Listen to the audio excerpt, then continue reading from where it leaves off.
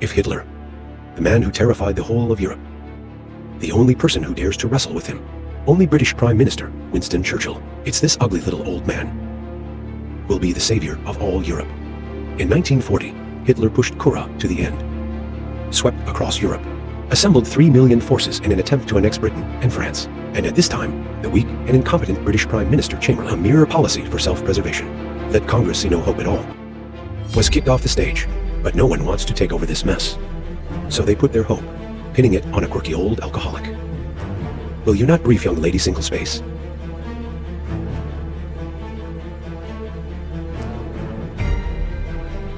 May 10th, 1940. Churchill takes over as Prime Minister of the United Kingdom, but no one is optimistic about him at all. Even the King despised him. However, he has the ability to bring parties together. After moving into the Prime Minister's residence, he formed a warrior cabinet, and then he gave his inaugural speech. Learned and heir with all our might, and with all the strength that got. An impassioned speech on the main battle. It was not recognized by the peacemakers such as Chamberlain. In their eyes, war is tantamount to hitting a stone with an egg. It may even cost them their existing rights. However, as Germany continued to attack, relying on a strong military force, madness ravaged the European continent. Even France, with its 300,000 army, are preparing for surrender. And the 400,000 in France, also forced to evacuate towards Dunkirk. No one can guarantee that they will come back alive. To change the passive situation, Churchill himself flew to France, encouraged them to fight to the end for national freedom.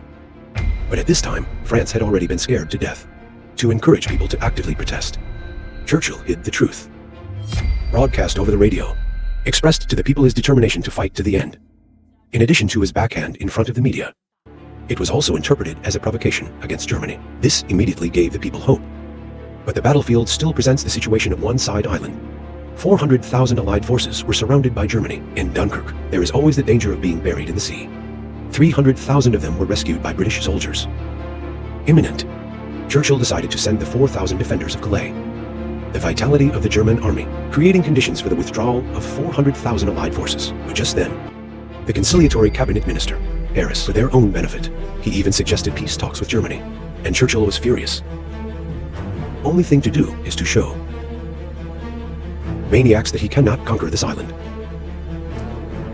For that reality lies ahead. He can only find a way to solve it. So he called her. Asked him to use the aircraft carrier formation to bring back Dunkirk's 400,000. At this time, the old United States did not participate in World War II.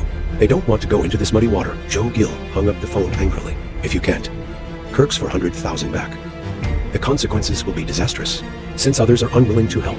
You can only find a way by yourself. And he looked at it. Dunkirk across the English Channel. Then he dialed Admiral Ramsay.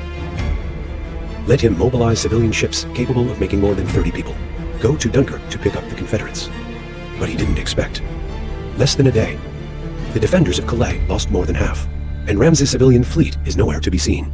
And it gets worse. Harris mentioned a box to him again.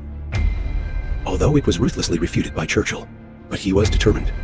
If the Prime Minister disagrees within 24 hours, how can he not only quit cabinet duties, and the meeting will also present the conversation and the Prime Minister's agenda. Even the King offered him asylum in Canada and asked for his opinion, and let him give high hopes to the Calais army.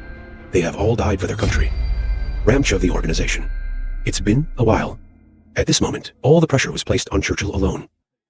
Keep him up at night. May 27th, Churchill's 17th day as Prime Minister. He received news of the fall of Belgium. At 12 o'clock tonight, France will also surrender, and Britain became Germany's next target.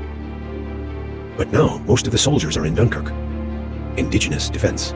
It's simply not enough to withstand the flood of German steel. The cabinet even forced him to negotiate peace again. Faced with such a huge dilemma, Churchill no longer had the spirit he had when he came on stage. It seems that there is no other way but peace talks.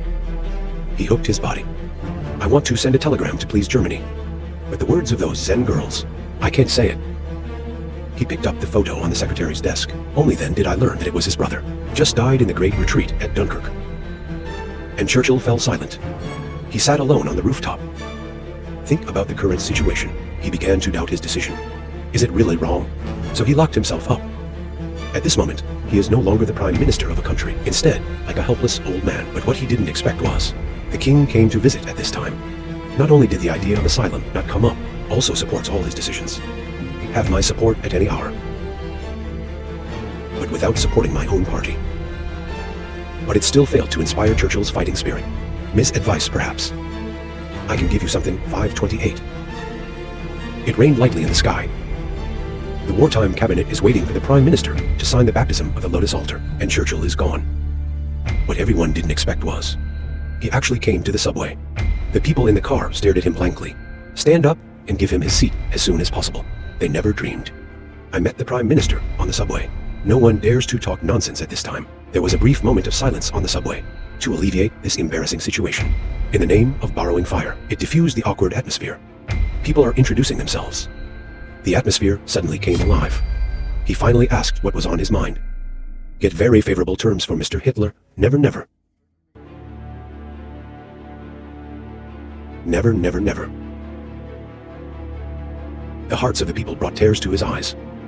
Then the subway arrived at the station. He glanced back at the crowd in the car. Steady down the subway.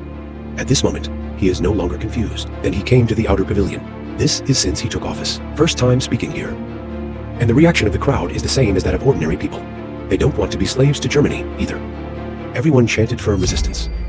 This strengthened Churchill's resolve to fight.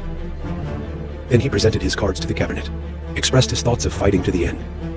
You can decide for yourself. May 29th, Churchill's 19th day in power. He delivered an important speech to Congress. The radio station also conveyed his oath to the public simultaneously, the determination to resist Germany, an impassioned speech. Make everyone feel hyped up. Even the former Prime Minister of a combination, he was also excited by what he said. He took out the white handkerchief that represents the opinion. Conservatives cheered. With a wonderful speech. And it succeeded in galvanizing the will of Congress. Finally, Churchill launched hundreds of fishing boats. It took 9 days. Successfully rescued 330,000 soldiers from Dunkirk. Created a miracle in the history of World War II. It also preserves hope for future struggles.